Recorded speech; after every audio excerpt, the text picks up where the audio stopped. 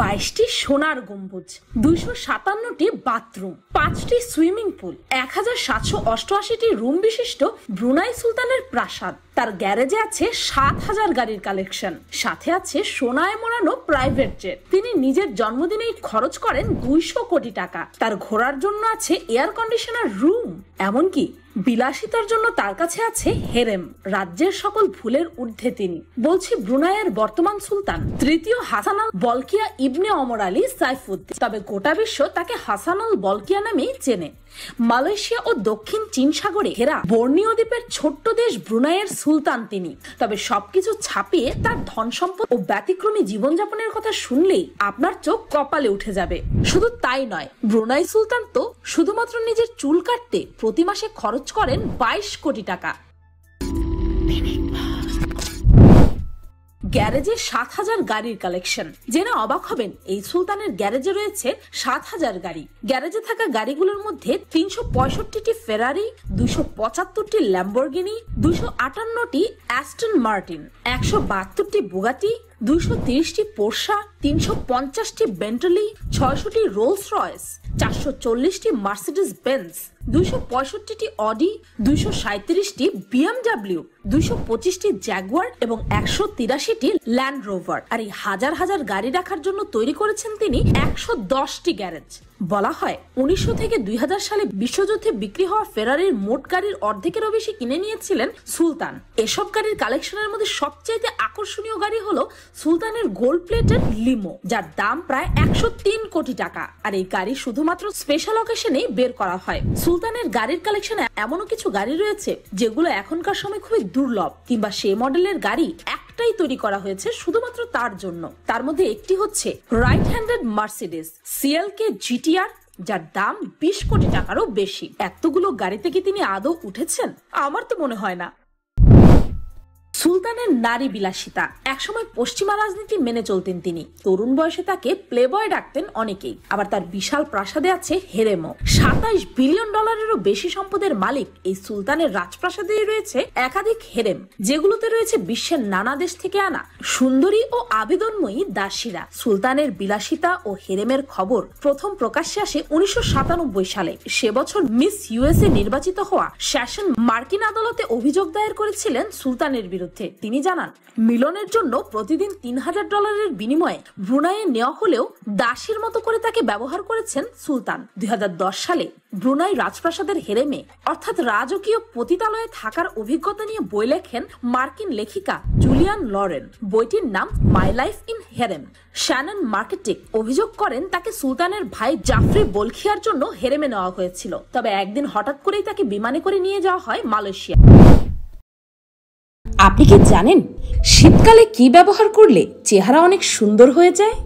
কোন পাতার রস মাথায় দিলে চুল পড়া বন্ধ হয়ে যায়? মাছ এবং মাংস একসাথে খেলে শরীরে কোন অঙ্গের ক্ষতি হতে পারে? শীতকালে ঠোঁটে কি ব্যবহার করলে কালো ঠোঁট গোলাপি এবং মোলায়েম হয়? কোন অভ্যাসটির কারণে মানুষ খুব দ্রুতই মৃত্যুর কোলে ঢলে পড়ে? কোন গাছের পাতা ঘরে পোড়ালে মশা দূর হয়ে যায়? কোন তেল ব্যবহার করলে 60 বছর বয়সেও ত্বকের সৌন্দর্য অটুট থাকে? লেবুর সাথে কি মিশিয়ে লাগালে পাকা চুল গোড়া থেকে কালো হয়ে যায়?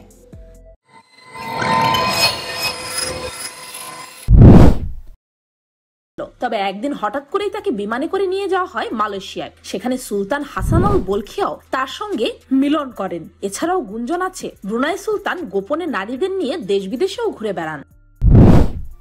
বিবাহ বিতর্ক। 3টি বিয়ে করেছেন সুলতান, আর এই 3 বিয়েতে তিনি কোটি কোটি টাকা ব্যয় করেছেন। 1965 সালে সুলতান তার জ্ঞাতি বোন পেনগিরান আনাক সাহেলাকে বিয়ে করেন, যিনি তার প্রথম স্ত্রী এবং পরবর্তীতে রানী হন। তার সাবেক দ্বিতীয় স্ত্রী আয়েশা মারিয়াম ছিলেন রয়্যাল ব্রুনাই এয়ারলাইন্সের সাবেক ফ্লাইট অ্যাটেন্ডেন্ট। 2003 সালে তিনি তাকে তালাক দেন এবং সব রাজকীয় খেতাব বাতিল করেন। শুধু তাই নয়, সুলতানের স্ত্রী হিসেবে তিনি যে রাজকীয় ভাতা পেতেন সেটাও কেড়ে নেওয়া হয়। 2005 সালের অগাস্টে তার স্থান দখল করেন মালয়েশিয়ান টিভি উপস্থাপিকা আজরিনাজ মাজহার হাকিম। 2010 সালে তারাও ডিভোর্স নিয়ে নেন এবং আয়েশা মারিয়ামের মতো মতো তারও সকল রাজকীয় উপাধি, সম্মাননা এবং মাসিক ভাতা সুলতান বাতিল করেন। তালাকের বিষয়টি প্রধান প্রাসাদ কর্মকর্তা জাতীয় রেডিও এবং টেলিভিশনে ঘোষণা করা হয়। তার এই বিয়ে এবং ডিভোর্স নিয়ে তাকে কিছু বলবে এমন সাহস কারো নেই। তিনি যখন ইচ্ছে বিয়ে করবেন এবং যখন ইচ্ছে ডিভোর্সও দিবেন।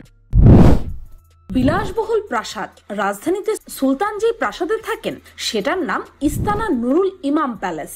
অভিজাত ও বিলাসবহুল প্রাসাদটিতে কক্ষের সংখ্যা রয়েছে 1788টি, বাথরুম রয়েছে 257টি, রয়েছে 5টি swimming pool. Guinness book of world records কর্তৃপক্ষ প্রাসাদটিকে বিশ্বের সবচেয়ে বড় প্রাসাদের স্বীকৃতি দিয়েছে। 1984 সালে 50 একর জমির ওপর এই প্রাসাদ বানাতে খরচ হয়েছে তার 140 কোটি মার্কিন ডলার। তার বিলাসবহুল প্রাসাদের ঝাড়বাতিগুলোতে লাগানো হয়েছে প্রায় 52,000 বাল্ব। প্রাসাদটিতে রয়েছে 22টি সোনার গম্বুজ, গোল্ডেন কার্পেট, আরো লাক্সারিয়াস কারুকার্য দিয়ে ভর্তি। শুধু তাই নয়, প্রাসাদের মধ্যে হলরুম এতটাই বিশাল যে সেখানে অনায়াসেই 5,000 লোকের জায়গা হয়ে যায়। শুধু হলরুমেই এত মানুষের জায়গা হলে পুরো প্রাসাদে ঠিক কতজনের জায়গা হবে তা আপনি নিজেই ধারণা করে নিন। এছাড়াও তার প্রাসাদে রয়েছে নিজস্ব চিড়িয়াখানাও। সেখানে রয়েছে 30টি দুর্লভ রয়্যাল বেঙ্গল টাইগার সহ অসংখ্য বাজ পাখি, কাকাতুয়া সহ অসংখ্য দামি দামি সব জীবজন্তু।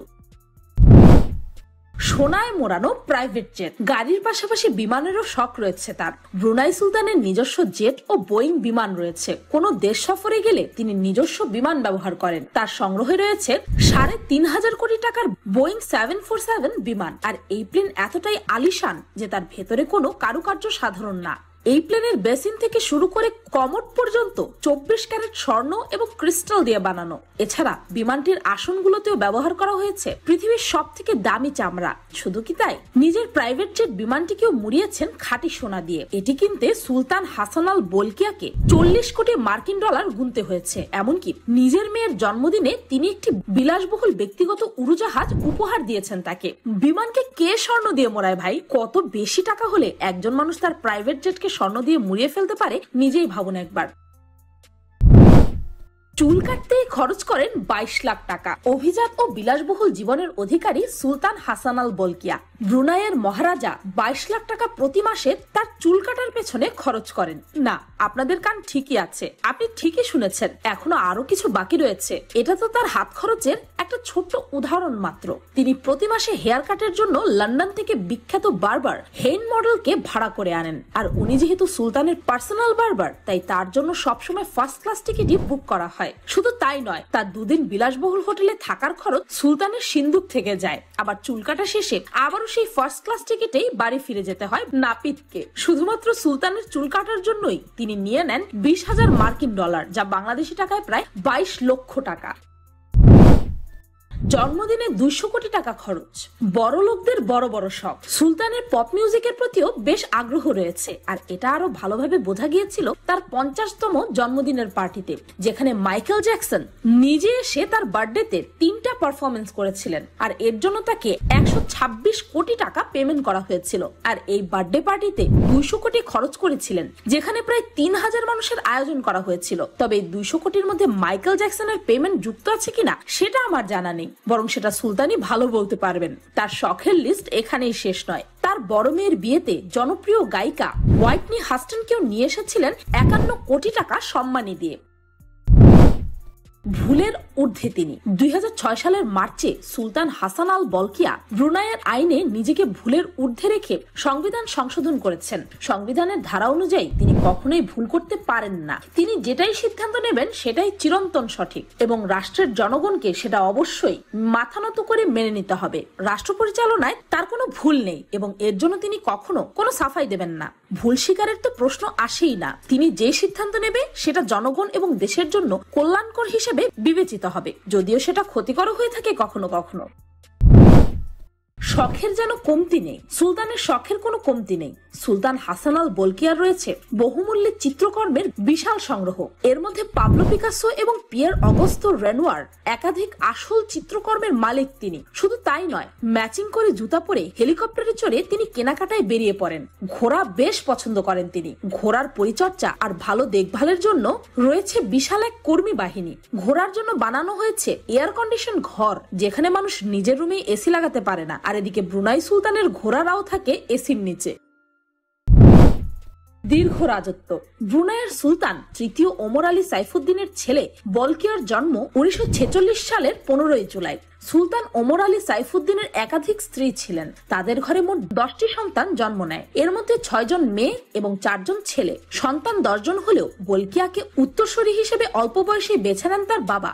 জেনে অবাক হবেন, ব্রিটেনের রানী দ্বিতীয় এলিজাবেথের মৃত্যুর পর বলকিয়া হলেন বর্তমান বিশ্বের দীর্ঘতম রাজা। তিনি 1967 সালে ব্রুনাইয়ের সিংহাসনে বসার পর আজ অব্দি দেশটিতে রাজত্ব করছেন। রানী বা সুলতানের মধ্যে বলকিয়াই সবচেয়ে বেশি সময় ধরে সিংহাসনে আসীন। সুলতানের কঠোর আইন। 1914 সালে ব্রুনাইতে শরিয়া পেনাল কোড চালু করলেও তা সীমাবদ্ধ ছিল জরিমানা কিংবা জেলের বিধান প্রয়োগের মাধ্যমে। ব্যভিচার বা শুক্রবারের জুম্মার নামাজে অংশ না নেওয়ার জন্য জরিমানা ও জেলের বিধান চালু করা হয়। এমনকি ব্রুনাইতে সমকামের শাস্তি ব্রিটিশ ঔপনিবেশিকের আমল থেকে। সে সময় সমকামের শাস্তি 10 বছরের জেল ছিল, কিন্তু এখন ব্রুনাইয়ের শরিয়া আইনে সমকামিতার শাস্তি হিসেবে মৃত্যুদণ্ড চালু করা হয়েছে। দেশের সিংহলভাগ মুসলিম জনগোষ্ঠী, তাই দেশটিতে অ্যালকোহল পান করাও নিষিদ্ধ। ব্রুনাই সুলতান তার দেশের আইনের ব্যাপারে বেশ কঠোর। পান থেকে চুন খসলেই আইনের ভয় থাকে দেশটির মানুষজন। সবচেয়ে বেশি আতঙ্কগ্রস্ত তো সমকামীরা, তাই তারা দলে দলে দেশ ছাড়ছে। নতুন পেনাল কোডে এমন আইনও আছে যারা মুসলিম বা মুসলিম নন সবার ক্ষেত্রেই প্রযোজ্য।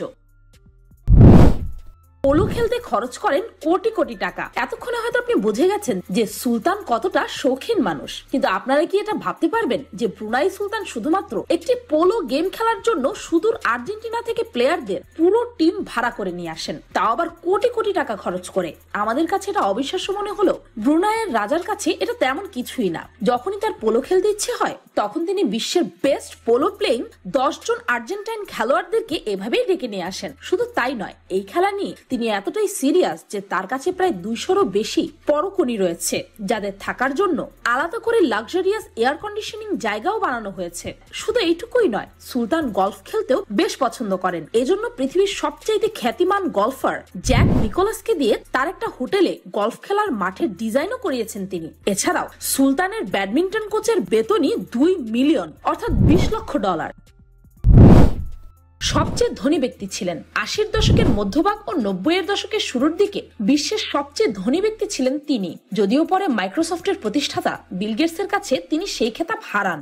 তারপরও প্রতি সেকেন্ডে ব্রুনাইয়ের সুলতানের আয় $100। তেল সম্পদ ও বিনিয়োগ থেকেই তার এমন আয়। ইউএসএ, ব্রিটেন এবং ইউরোপের বিভিন্ন দেশে অনেকগুলো বিলাসবহুল হোটেলের মালিক সুলতান।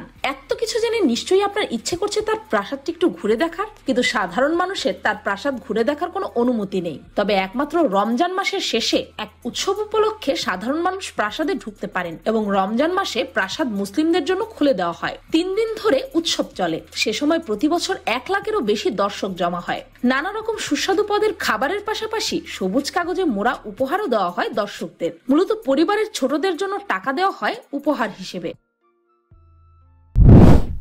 অর্থের ভালো ব্যবহার। সুলতান হিসেবে ব্রুনাইয়ে কিন্তু তিনি খুব জনপ্রিয়, কারণ তিনি যেমন তার সম্পদে বিলাসিতা করেন, তেমনি জনগণের কল্যাণেও পানির মতো অর্থ ব্যয় করেন। আমরা তো সবাই জানি, একটা দেশের অর্থনৈতিক অবস্থা সচল রাখার জন্য সেই দেশের জনগণকে দিতে হয় ট্যাক্স। সেখানে ব্রুনাই 1984 সালের পর থেকেই একটি ট্যাক্স ফ্রি দেশ। যেহেতু এই দেশ পৃথিবীর সবচেয়ে ধনী দেশগুলোর মধ্যে 5 নম্বর অবস্থানে রয়েছে, তাই এখানকার মোট জনসংখ্যার মাত্র 5% মানুষ দারিদ্র্য সীমার নিচে বাস করে। কিন্তু আপনি এটা শুনে নিশ্চিত অবাক হবেন যে ব্রুনাইয়ের প্রাইমারি স্কুল থেকে শুরু করে ইউনিভার্সিটি পর্যন্ত লেখাপড়া সম্পূর্ণ ফ্রি। সেই সাথে হোস্টেলে থাকা খাওয়া আর বাকি যাবতীয় খরচ সরকার নিজেই বহন করে। এমনকি কেউ যদি বাইরের দেশে গিয়ে পড়াশোনা করতে চায়, তবে সেই খরচটাও ব্রুনাই সরকার নিজ থেকেই বহন করে। আর এটাই একমাত্র কারণ 2012 সালে ব্রুনাইয়ের শিক্ষিতদের হার 97.2% হওয়ার। শুধু তাই নয়, এদেশের চিকিৎসা সেবাও যথেষ্ট কম খরচে পেয়ে থাকে দেশের নাগরিকরা। ডাক্তারদের ভিজিট হয় মাত্র $1। বাংলাদেশের ব্ল্যাক বেঙ্গল ছাগল পছন্দ সুলতানের।